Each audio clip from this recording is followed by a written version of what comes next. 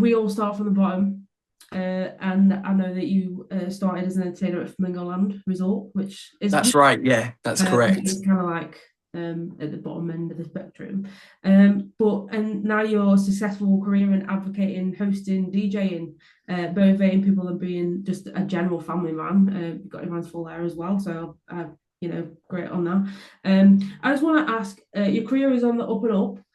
So what's been your favorite part of the journey so far, and what are you excited for in the future?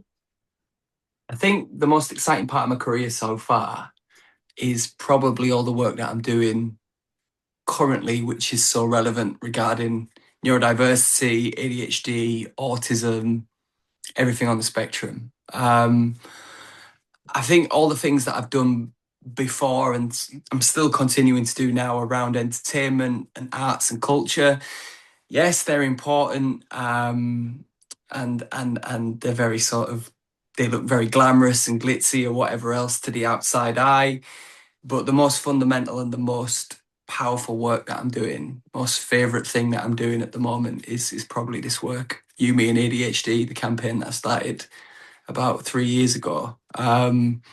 Always been a motivational speaker. I've always talked about ADHD from a very young age. I was talking about it when nobody else was really talking about it because nobody wanted to talk about it. Nobody really wanted to own the label because everybody else perceived it to be a really bad thing. It's something that only naughty boys have, naughty children have.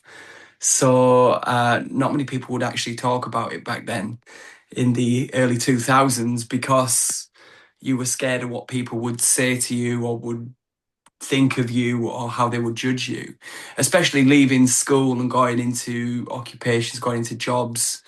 You know, if a job had found out you had ADHD or something along them lines, you probably wouldn't get it. You know, I know that sounds extremely discriminative and judgmental, but that's how it was back then. Do you know what I mean?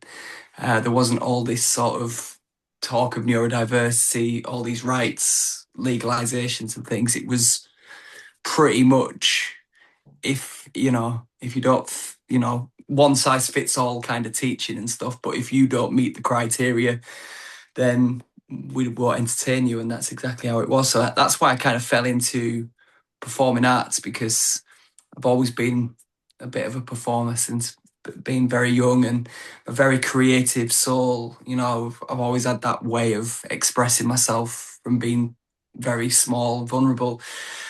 So it's like a bit of a safety mechanism for me, really.